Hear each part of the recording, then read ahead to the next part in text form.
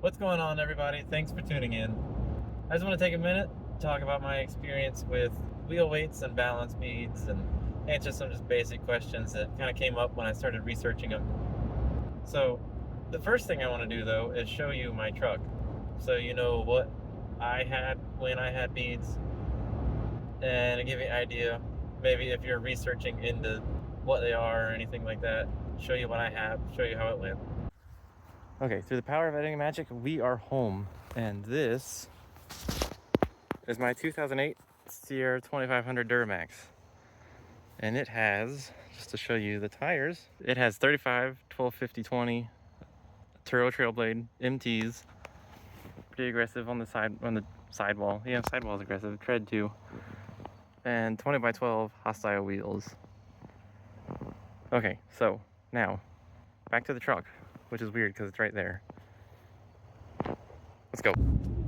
Okay, that was my truck, and now we're back in my work truck. So the first question I want to get out of the way is, what even are they? So if you're looking into these things, you don't know what they are, maybe you're researching or whatever, but all they really are just little glass BBs, and they're teeny tiny, and they go in your tire before they get mounted on your wheel, and they're just in there. And I think sometimes they're made of like ceramic, and I think maybe plastic. Don't quote me on that one, but I'm pretty sure a majority of them are glass or ceramic. I don't know if there's any difference in glass or ceramic, like one's better than the other, but that's typically what they're made of. So the second question I want to answer is, how do they work? And the short answer is magic.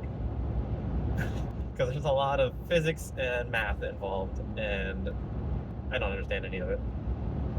But the simple answer is, as your tire is turning, gravity and stuff holds them at the bottom while you're just sitting still.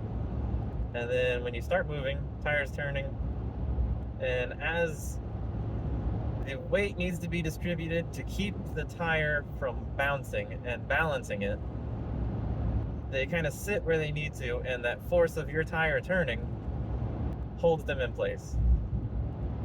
Like I said, magic. It's a very simple concept, just when you start driving, it balances itself. So the third thing is, why would you even want to use them over wheel weights that have basically been around since the tire was invented? What got me interested in them is I like the idea that the weights weren't visible. There's nothing glued to the inside of the barrel of the wheel. There's nothing clipped to like the rim on the outside. I thought it looked clean and nice. I mean, that's really the only difference between the two, as far as I know. If you got like big mud tires or something, as they kind of wear funky, if you skip a rotation or something where you don't put them on the front and back, and they start to wear a little funky, it might help with that bouncing a little bit, but don't quote me on that either. But that's really kind of just the basic stuff out of the way. I won't get super technical into anything else really, but now for story time. So when I bought those wheels and tires on my truck, I wanted the balance beads. Like I said, I thought they looked nice, kept the wheel weights from sticking out, and for, I don't know, maybe half the life of the tire, they were pretty good. I really didn't notice any difference. Normal mud tire kind of shaking, that little vibration you get, that's expected out of a mud tire. But one day I went to a truck show that was 3 hours away from the house, and it was miserable because it shook. When I got up to 70, 75 miles an hour down the interstate, you could not move in your seat because the seatbelt would lock because my truck is shaking so hard. And I thought, you know what? I checked my suspension before I left. I know I'm not getting ready to fall apart. I don't want to be parked on the side of the road going to a truck show, be late and all that. So I was like, I'll check it again when I get there, just to 100% be sure. So I get there, jack up my truck, start to shake it down. Top, bottom, seems fine. Nothing loose. Then I go side to side, and it's just like this. Maybe not that bad, but you know what I mean. And turns out my tie rods are bad. Well, I drive it 3 hours back after the show. Still miserable ride, awful. My wife was with me, she hated it. Get back, and I'm like, all right, let's change tie rods, and that'll fix my problem. You know, shake will go away. So change them out. You know, driving around town, it was fine. You know, 40 under, perfectly fine. But then I got back on the interstate one day, and it's not as bad, but it is shaking. Still locking the seatbelt, and just not pleasurable experience whatsoever.